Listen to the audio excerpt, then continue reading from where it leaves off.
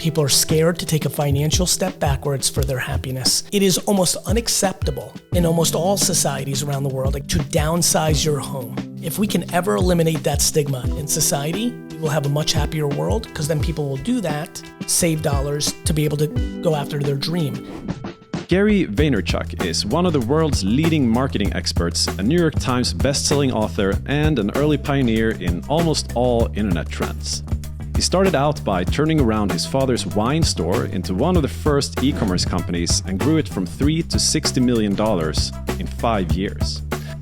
He's one of the loudest voices on social media and invested early in Facebook, Twitter, and Snap, along with building a company that has become one of the top media agencies in the world. I am surrounded, because of the career that I've built for myself, with very successful people in their 60s to 90s. That generation, a high percentage of them are deeply unhappy. Why is that? One of Gary's main narratives is to redefine the traditional view of what success looks like. And from not being able to afford a team jersey, Gary has set his goal to buy the entire New York Jets team. Welcome to Stockholm. Welcome to beautiful Burns Hotel, where we're now. You were in Sweden. Yes. Thanks for coming out just for me. Just for this. I got the email, I got on the first flight, and I'm here. So if you ever want to reach Gary, just send a lot of emails. It's actually true, by the way. Staying on top of the inbox. I heard that once, like when you're gonna, it was someone who reached the, one of the founders of Google, and suddenly he got a reply and he asked why. And it was like, yeah, we were top of my inbox, I still do it to this day.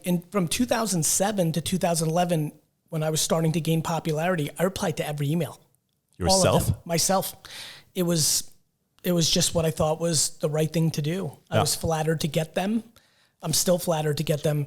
Somewhere along the way, the math became overwhelming, but it's still something I think fondly of. Those, especially those long flights, getting to inbox zero was like, it was kind of like taking a shower, and to this day, random DMs, people in my text messages, because I have a service called Community in the US. Oh, it's great. DMs on Instagram and email is really how I do it. Community is where you put your phone number in the bio, you can text, right? Yeah. It's amazing. It's a really good platform. And it's actually funny. I interviewed Kabi Lame, the world's second biggest TikToker, and I asked him how he reached his manager, and he watched his manager watch Twitch, and then it was him and 100 others. He sent him 100 DMs, and lastly, the manager responded. So, it definitely works. Tenacity matters. I think the tact when you're trying to reach someone matters as well. Some people can come off incredibly entitled, can come off incredibly unsettling. But there are many people who will email or DM or reach out 7, 12, 40 times, and I'm incredibly comfortable with it because I can sense the tenacity balance. It's a humble hunger versus an anxious expectation. Yeah. Right? And so, because they come in both forms. It's either very frantic and almost like you owe them, and they just think that, and then they watch something like this and they're like, oh, I'll just email every day. But when there's no soul behind it, whereas other times you can tell that the person's being thoughtful, they understand that you on the other side are trying, and I appreciate that, and I get excited sometimes when I'm able to get to it. Like many times in the last 15 years, especially the last 5 years, as more demand has come my way, I actually get a sense of enjoyment when I'm like, you know what, this is the time I'm going to reply to Carol Thompson or Steve Johnson, because like you see them, but you're trying. And for people that are listening or watching, when you have somebody on the other end who's getting bombarded with demand, many of those individuals actually really want to do it. But for me, for example, where it really went awry was I had to take a step back and say, look, my family, my own health and well-being, and really the responsibility of the 2,000 employees I have, I started realizing 5 years ago, I'm like, damn it, I'm more accessible to a person that reaches out to me for the first time than somebody within my own organization. Yeah. And so I've had to make those adjustments, but I still fight. I'm the flight here. from New York to Sweden, snuck in a couple email replies and a couple DMs. Like, believe it or not, that's the biggest thing I miss about traveling. For the last 2 years, Zoom, I am programmed like a robot. Yeah. Pure efficiency. I used to reply to people because I would get up and go to the bathroom in between meetings in my office, and that's where I would get certain things done. With Zoom, it's like, there was no serendipity time. The airport and traveling was when I would catch up with friends, catch up with my family, catch up with like the fans and the community. That got wiped the last 2 years. And so it's now that we're just starting to come out of our shell, I am actually enjoying it. I missed it, and I knew I would. I've loved so many things about the new world of, not having to fly to Chicago for one meeting and fly back. It's good on your health, all that. I'm excited about both. I'm a very big and guy. I think most of the world's problems, most people think the world is about or. This is right versus that, or it's this or that. And I think it's and. And so I'm excited about the digital world and the physical world, and that's how I think about it. And speaking of flights, when you have it's a long flight from the US to Europe, US to Sweden, do you stay connected on that flight, or do you get that 6-7 hours offline, which is like the only, There's actually some videos running around from 2010, 11 of me that says my favorite thing in the world is flights because I'm disconnected. Yeah. It's like the airplane and the shower, like literally the bathroom and the airplane. And then obviously the airplane went away. And listen, it's pretty awesome to be on the, I still think it's one of the coolest things to have the internet in a plane. Like, technology is amazing. I don't tend to get disconnected. The flight I took specifically for this trip is my most challenging flight. The 8 p.m. New York flight to London or Sweden or Europe is a killer for me because it's too early for me to go to sleep. Yeah. I only sneak in 3 or 4 usually. I love sleeping. A lot of people see my energy. They think I'm who I am, and they're like, Gary doesn't sleep. I'm like, I sleep a lot. 7, 8. I sleep very adequately. I'm a great sleeper too, knock on wood. I don't want to jinx that. This one's the challenging one because you land and it's the next day. Have you had good sleep or long sleep throughout your career, or is this something that happened like my career? It's funny. Prior to sleep. Honestly, it's not even that I'm like thoughtful or brilliant or smart about it or was educated. The only thing I think I'm great at is being me. I really believe that. I think self-awareness and leaning and lack of judgment on one's shortcomings are 2 incredible ingredients. Sleep falls into that category. I just have always needed to sleep. I wasn't functional. I'm not functional at 3, 4, 5. I don't feel great. I don't know why I would do that. And I've always thought people were confused about time. The badge of like, I work 18 hours a day. I love that. But I also work 18 hours a day incredibly effectively. So my 18 hours are like some people's month. And so whether I get 7 hours of work in a day, because that's the serendipity of what's up my life, or an hour or 18, and it ebbs and flows, always 10, 11, 12. I love working. I'm effective. And I've always, some of my friends over the last 4 or 5 years, when I've created better clarity on how I do this, they're like, wait a minute, I'm out grinding you, Gary. I'm going 18 hours a day. I'm like, listen, I'm like, yeah, but you watched 3 hours of YouTube videos. like being effective and efficient in your time. And that's why I've always been very okay with progressive thinking when people thought I wouldn't. When they're like, 4-day work week. A lot of my friends in the last 3-4 years are like, you hate that shit, right? I'm like, not necessarily. I actually love it. I would love for the world to be off for 3 days, because then I could get 3 days. I could get more rest. It's what do you do in those 4 days? Yeah. But isn't that affected a lot about this like FaceTime culture? That is, a lot. It's different in different countries, I guess. But like if you're in, my experience from big corporations is that you're expected to stay there until your boss goes, 100%. And then that can follow you even if you start your own company. 100%. Because you feel satisfied in a way if you just stay there for a long time. Yeah. And like, by the way, I grew up with that. My dad had a liquor store. We opened and closed the store. Yeah. I didn't even know what it meant to leave something that you were doing early. Yeah. I wasn't in office culture. When I started VaynerMedia, I'm like, when's the right time to leave? Yes, I think that's absolutely right. But this goes back to the bigger point that I focus on, which is like, whether you love me or hate me, whether you love somebody who's got a different point of view in the world or hate them, and everything in between, you need to figure yourself out. The end. Like, there's people that work 9 to 3, 4 days a week. There's people that work 7 a.m. to 10 p.m., 7 days a week, and everything in between. And there's ways to do it well, and there's ways to not do it well, all in between. And the question becomes, who are you? One of the things that is incredibly scary for me in my growth of popularity is I don't want people to parrot me. I want them to parrot me in the concept of fighting for happiness through self-awareness and then doing things that fulfill you. But I don't want them to directly copy me. And I think that that's a big responsibility that I think anybody that gains popularity, whatever you're doing works for you. Communicate in a way of what the bigger framework of that is, not the individuality. Gary, what's your morning routine? And people ask me that as if that morning routine would work for them.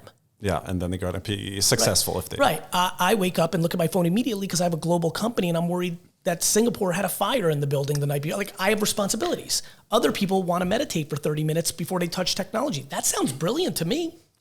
Like, when my friends are like, Gary, you got to do what I do.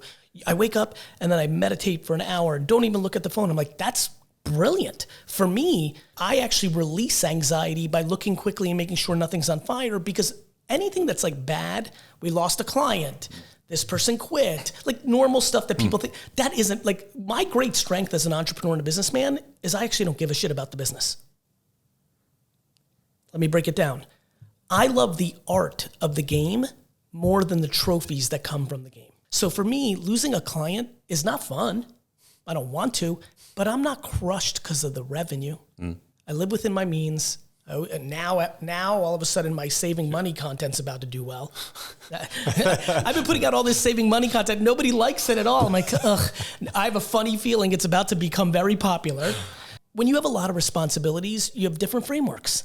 Yeah. And so, but by the way, and this is very important to hear, and this is, I hope, helps someone. But if tomorrow I decide I want to meditate for an hour because I convince myself, well, I could have just slept an extra hour, so what's the difference? Because that's logical. Then I will. And I think too many people struggle with changing their mind. For me, it's one of the things I'm most proud of. I mean, speaking of self-awareness, I think that's such an interesting concept, and it totally depends on the context you're in.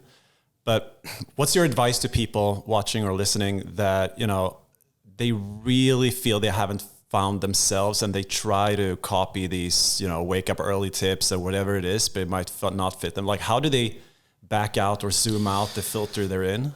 My concern, even when you ask that question, is this is why I struggle with the way we do education in the world. I genuinely believe that we take very young human beings and we force them into thinking there's a structural right way to do things and conforming to a right? Most people who are like, I don't know what I'm doing, it's because they subconsciously think there's a right way. The right way for every person listening right now is to take one thing from me, two from this person, one from that, two, and it's not taking from that. That is you. There are many things that I hear from the most successful, most happy people I know, and I'm like, yep. And there's other things I'm like, nope. And This world is struggling to be comfortable in their own skin. I actually believe, here's a wild one. I've been really working on this one in the lab. I'm about to put it out to the world a little bit. I actually believe that most people know what their passion is and what would make them happy. I believe most people talk themselves out of it because they think it's silly or they can't make money. And I keep telling people, video games was not a profession when I was growing up, but most of my friends were passionate, and almost all of them, if they just stayed the course into video games, would have made more money. The kids I grew up with would have made more money being a video game podcaster than an executive at a retail company, a lawyer. Like, I think it's a pretty profound point of view, and the reason I'm still sitting with it, and I know I just put it out there, and I've subtly put it out there in the past, I really want to keep working it in my brain, observing, reading emails and comments. But there's something there that feels right to me. I think people know. They just don't want to say that I want to sing because they think they have to be Beyonce. And my point is just sing and make $53,000 a year and live under $45,000 a year costs. but then you're happy because you're fucking singing. Yes, you do not have a private plane, but guess what? Most of the people I know on earth that have a private plane are miserable. Yeah. So what the fuck are we talking about here? Right? And that is why I'm passionate. One of the struggles I have is my great passion is to redefine success as being content and happy. The problem I have with that is I'm financially successful. I try to remind people, but they don't believe it, that when I was doing the entrepreneur thing in the 80s and 90s, that was bad. Bad for you. Yes, it was that it wasn't going to work out. I'm a loser, I'm bad at school, right? But I was so about my art that I had to do it anyway.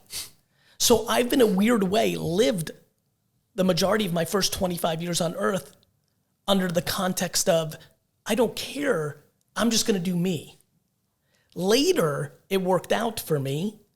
One, because I had the talent, but two, it's crazy to take photos. You know, I'm taking photos. Entrepreneurs weren't cool 30 years ago. They didn't have any status in culture like that. So that worked out. If you even deem that as working out, I can tell you right now, there's a lot of negative ramifications that a pure business person like myself has that comes along with notoriety. It's not all roses. I love it because I love people, but most people don't love people. Like, I need people. Like, I love people. Look what just happened with us. Yeah. I'm at a very serious conference. I just got off stage. I knew this was in the air, you know, and you came up and said, hey. I'm like, if I don't say yes right now, then I'm not going to have time to do this. And so he's going to be disappointed. That's literally what just happened. I was like, fuck it, let's go. We walked through the fucking rain and we're sitting here right now. But I do that at scale. Like, I like the stranger on the bus. I like, and so, you know, I was born for this era. Not because I have gift of gab or I'm an entrepreneur, but because I really, genuinely love people, so much so that I struggle with how much people love animals. This is true. I actually live life wondering if everybody loved each other as much as everybody loves dogs, would the world be different? And the answer is yes. 100%. So, not that I don't like dogs. I know all my friends like to razz me about that. You don't like dogs? I'm like, no, I'm fine with fucking dogs, but I love people more. And I wish people loved people more because most people like animals that don't talk back more. Do you know, you don't know, but the moment I started really digging your content was when I was hearing you really swear a lot and curse a lot on stage. In Sweden, you can curse how much you want. There's no censorship here. So just go fucking nuts if you want. I love it. I did it. As you know, yeah. But I'm only good at being me. I hit the scene in the tech business world on stage in 2007, 8, 9. I guess people have told you not to curse. This is a big thing. I hit the scene in 2006, 7. I'd never spoken. I was 32 years old. I didn't even think about being a personality. The wine show took me to a different place. I'm like, what? I'm a businessman. I'm like, okay, let me. That was right after the YouTube show started? Mm-hmm. I do my first talk, I think in 2007 or 8. I think 2007. First time on stage. It was like, I found my home. This is why I push people to try different things.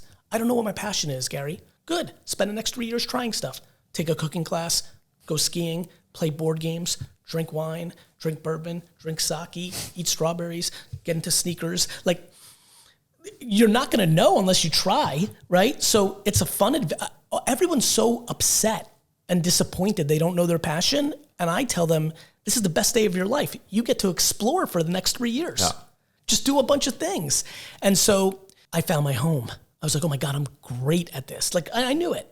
Because I suck at a lot of stuff. You know what I mean? I know when I suck. I can't do anything. I can't even rollerblade or skateboard or ice skate or ski. Like, I know what it feels like to not be good at something, but I have very good hand-eye coordination. So I'm good at ping pong and darts. So I know good and bad. I did the stage and I'm like, I'm good at this. And I loved it. And so I start popping off and I'm getting booked. Now we're in 2008, something? Yep, 2008, 2009. And I'm getting a lot of emails before I had anybody represent my speaking saying, hey, you should stop cursing. Nobody will ever take you serious. Hey, you need to wear a suit on stage. Nobody will ever take you serious.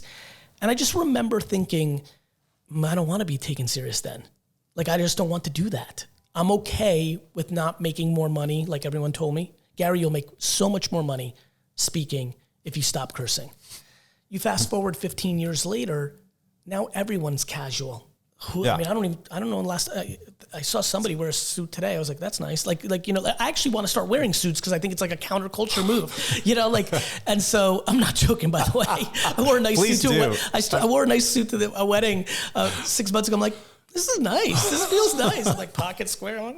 That's the way it was supposed to be. I think, you were supposed to dress up. It wasn't supposed to be the normal. And that's why I keep pushing the kids and even 50-year-olds. I'm like, you know what? What's supposed to be? What's supposed to be? Everything that's supposed to be changes anyway, right? Everything changes. And so you just got to be you. I sometimes think, I totally agree with, I think we all have it in us. And I think when you go to sleep at night, a lot of people, what it is that you want. But for some of those reasons, you're scared. You're scared of people's judgment. Yeah. Before you made it. Yeah. You're scared of what people are going to think. Man, I pound on this. People are scared to take a financial step backwards for their happiness. It is almost unacceptable in almost all societies around the world. I get to travel a lot, to downsize your home. Sell your home or apartment and get a smaller one. That is like... No. Whereas for me, I've loved the last 20 years of my career where I do things and then do less versions of them because I need to save money for something. It's a very real thing for me. People are worried about what people perceive. You had a Lexus, now you have a Toyota. That's a problem. It's down. Yeah. Whereas for me, if we can ever eliminate that stigma in society, we will have a much happier world because then people will do that, save dollars to be able to go after their dream. I can't be a singer and do open mics and not make money. I've got to keep being this corporate executive. Well, you don't have to if you can downsize. But then imagine people with families. I have incredible empathy. If you're a mother or father and you're the breadwinner to the organization and you come home and now your kids have to share a room. Who wants to come home and see their 7 and 4-year-old go from their own rooms and a nice backyard and we're going to move to a neighborhood that might be not as nice, no backyard, and you're sharing a room? That is very challenging. The problem is, I think if someone is living unhappy, much bigger challenges are in front.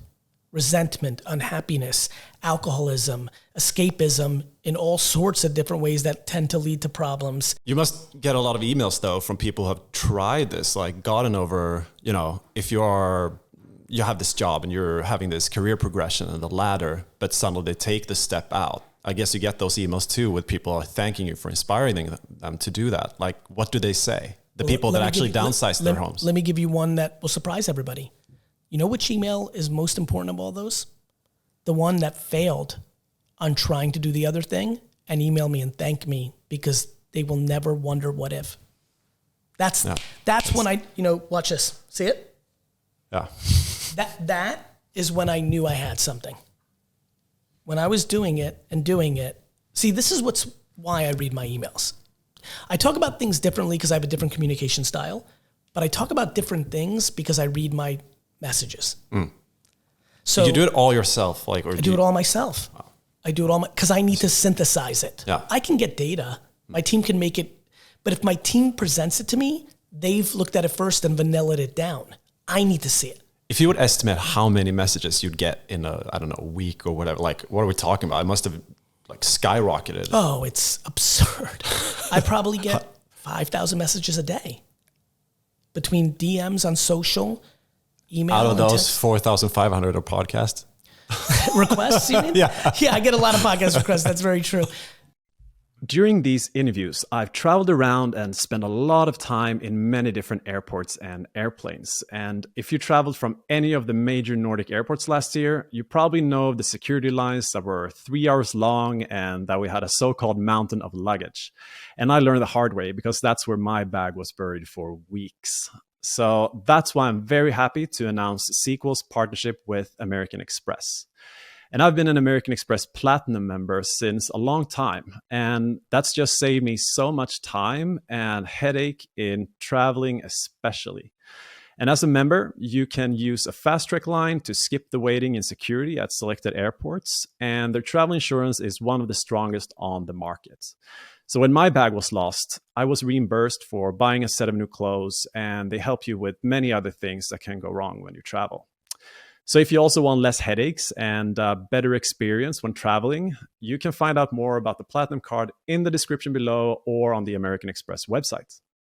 And so anyway, going back to bring value to everybody, when I started seeing hundreds over the course of a year, not every day, 2 a day, 1 a day, 5 a day, 1 every 3 days, just want to thank you. You read, I was this, I took this jump, I opened a restaurant for 2 years. I want you to know. And when I'm reading it, I'm a bad reader too. I just want you to know, I'm about to hear it's a success. I just want you to know we shut down the restaurant yesterday. And I just want to tell you that I'm so happy I experienced it. And sometimes it's funny stuff. I realized it wasn't as much as what I wanted, or I'm just glad I did it for a year and I got it out of my system, or it made me realize I actually love law. I love that one. Yeah. It made me realize I loved being a doctor. I thought I wanted to be an artist, but after 2 years of not being a doctor and doing this artist thing, I can't wait to go back to my practice. And I'm like, this is awesome. The grass wasn't greener. The grass wasn't greener, or you appreciated something when you were away from it because you took it for granted. And so we just aren't curious enough. We don't explore enough. We don't draw outside the lines enough as humans. I always have all those things. And I'm very grateful for the fact that I live in a time where I can use modern technology to get out the things that I believe in, and that it's caught a lot of people's attention. You kind of pioneered the long form content where it was chopped up to smaller pieces. How do you, I really admire your intuition and your vision. How do you see this extrapolate into the future? Are your kids, what are they going to live in? What kind of world? More. So we're all going to become creators. If you're a lawyer today, is that what can they gain from, clients? It just depends what you want. For me, what I love about it, content creation, is selfless and selfish behaviors in one format. Meaning, those emails of thank you, or you've seen some of the stuff, you've saved my life. I mean, that's fucking crazy. I don't even know how to explain it to you. I don't know how to explain it to anybody who's listening right now, what it feels like to have someone look you in the eyes with tears in their eyes and say that they were going to take their life, and one video you made them stop. They went into rehab. This happened. Their brother did this for them, and now they're alive, and they want to thank you. And that happens to me abruptly in an airport and I always tell my mom or dad, because that's who I'll usually talk to about it when I catch up with them, or when it happens, I'll call them, because in a lot of ways, everything I am for me is just a byproduct of them. So it's really funny. For people out there listening, and I know you have some of these listeners who are getting success, let me give you one that will really help you a lot. And it may not sound like good medicine at first, but I'm telling you, every compliment I get, Gary, you're the GOAT. You're right? Every one of them, my brain says, because my mom and dad made me. Everything that says you're shit, Gary, you're a snake oil salesman, you're a piece of shit, I take on accountability. It has worked for me. It keeps me very even keeled. The accolades, I don't let get to my head, keeping me humbled. The pushback, I accept accountability and try to understand why they want to push back, which keeps me very grounded. And I'm just right here. And I think most people do the reverse. The compliments. That's what they love. And what do they do when they hear bad stuff? Well, my mom fucked me up. So anyway, that's how I think about it. Given the context and the times we're in, crypto markets and NFTs, yes, I think love it. No, it's perfect. I mean, I'm so pumped about being on interviews for the next 6 months. Yeah. I've been waiting for this. Yeah. It seems like you consume my content. I'd like to, this is what's great about having receipts on the internet. I've been making videos for a full year saying 99% of these projects are going to zero. And what's happening now? And 99% are going to zero. And so I'm excited because there was a lot of bad behavior, scams, people only in it for the money, which is fine. People are allowed to do that. But money doesn't have soul. It just doesn't. It just doesn't. And I'm an entrepreneur. I'm fine with money. I don't deem it. I hate when people are they made money, they're bad. That's completely unacceptable in my opinion as well. However, on the flip side, We are now, because of the correction, the bear market, in the most fun part. Because I've been through this. I was there in 2000 when the internet stocks failed and everyone said the internet was a fad. It was earlier than that because Windows 95 was a real big play into the internet. But I like when the crash happens. I liked when the recession happened in 2008. And I liked when Facebook stock opened at 42 and went to 19. And all the real businessmen and women around me were like, see, social media was a fad. See, Facebook's not a real company. I'm like, okay, whatever. I only look at the customer. Do you understand that every kid under 18 was trained on Roblox and Minecraft and Fortnite and Madden? Like, what do you think they're going to do with digital assets? It's going to go from collectibles with a hint of utility to utility with a hint of collectability. And that's what this era is going to force. Now that people are not going to pay $50,000 for a pumpkin with a cigar on it, people are going to ask, what do I get by owning this NFT? And once people understand that sentence, what do I get? I know that many people had the best 4-day weekend that they had 3 weeks ago in Minnesota because they owned a VFriend, which gave them a ticket to VCon, and they had their Comic-Con, their Coachella, their Mardi Gras, and I'm very proud of that. And I think I will continue to build utility, and now the good stuff will happen. So I think the greed, the short-term behavior will get fixed. I think there's still a lot of pain in front. I don't think we're at the bottom because I think the global economy is in deep shit. Like inflation's real. So I think there's some more shaking out to do. And then I think in the next 5 years, we will see profound technologies built on top of the consumer blockchain. And I will clip this video in 9 years and you'll smile and be like, that's, and when it's clear to the whole world that the blockchain is as important as the internet, and we own NFTs to do things. Do you see similarities in the early days of social media? Because you were really early into that. Very much. The only difference was there wasn't greed from everybody. There was greed in VCs and startup people. There was hundreds of social networks that went out of business. Hundreds. So I met a guy who sold his company to Facebook, and I was like, what did you do? Oh, I took Facebook and I made it red instead of blue. Yeah. That was it. There was things like Bebo. AOL bought Bebo for $850 million. There's always that stuff. It happens. But I think, this is a very exciting time where I think the real stuff's next. Okay. This is a question that I love. Is there something that you believe that most others do not at all? Yes. I believe nice guys finish first in business. And? The world doesn't. Okay. Most people don't think there's a place, they think you get run over. Yeah. I think people that say, and by the way, here come the comments already. Gary, that's bullshit. I'm a nice guy. I actually love talking to people who claim that I'm wrong. When I talk to them for 7 minutes, there's only 2 things that happen. 9 out of 10 of them have one of 2 situations. One, they are so afraid of conflict. With you? In their scenarios. Oh. They're scared. They don't have the ability to be candorous. Thus, they get walked all over, but it's really on them because of their fear of being candorous. They're not authentic. And they fear conflict. And they can't be candorous. That is not the other person's fault.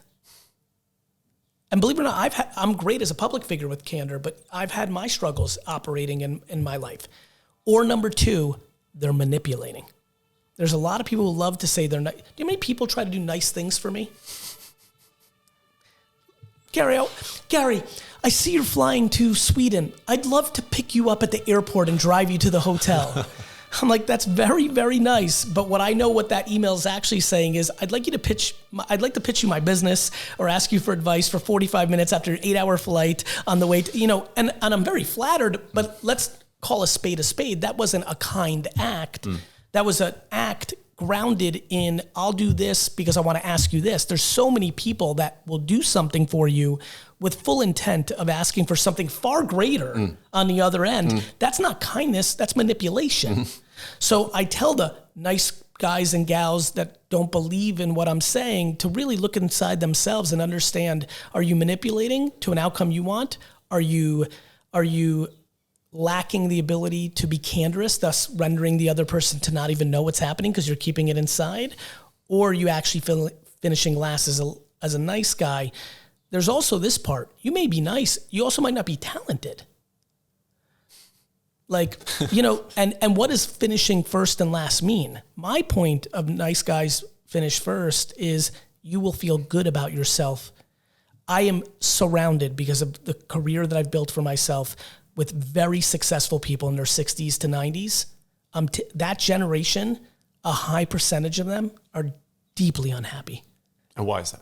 They burned bridges. They compromised their value systems. For their success. Correct. Money. Again, I want everybody here. I'm trying to make money. I want to buy the New York Jets. They're expensive. It's not the money part. It's that people were convinced that money would make them happy. Money's not the problem. The narrative is the problem. And that's why I'm passionate about changing the narrative. Doing what you love and living within the means of what that thing pays you, whether it's $50,000 or $50 million, is the game. You know how many people make $1 million a year very stressed right now because they overextended themselves? They bought a plane and a house and a second house and a third house and hard to get sneakers and watch, right? It's not about how much you make, it's how much you save. It's how you manage it. And most importantly, your relationship with it. And most importantly, your relationship with your own values and who you are. Money is not going to make you happier. It's just a proven fact at this point. We have to stop acting like it does. When are you going to buy the New York Jets? I'll leave you with a bomb. The realest answer, and I've never said this publicly, is... next week. No, I wish. It's funny. I really believe it's going to happen, which is crazy because a million things have to happen besides even the insane wealth creation, which is going to be very hard. I hope it's as late as possible. Yeah, because what's next? Well, listen, I want to win a Super Bowl and all that. Like, I'm excited to operate, but what I would say is if God came down and she or he said to me, how do you want it? I would say, give it to me with 10 years to live and let me get one Super Bowl in that window. Not because of anything else, but because the process of trying to get them is the great joy of my professional life. The thrill of the hunt is so much more fun than the kill. Yeah. That's what you always realize when you stand there. It's so real for me. It's so real for me. Would you say that you felt like more happy when you've been in those real grind moments than in almost any other? It's not even a comparison. I actually struggle with my notoriety. I'm in the point of my career where it's hard for me to do something and universally everyone thinks it's not going to be successful. That's my favorite. I love when the world's against me. As a matter of fact, the NFT thing's pretty fun. I was going to say, defense must have had a lot of that. Of course, but then it was so successful. But now NFTs as a macro has got pressure and I'm like, this is good. I like it. So yeah. All right, now I really have to go. See ya. Thank you so much. You're welcome. You're the best.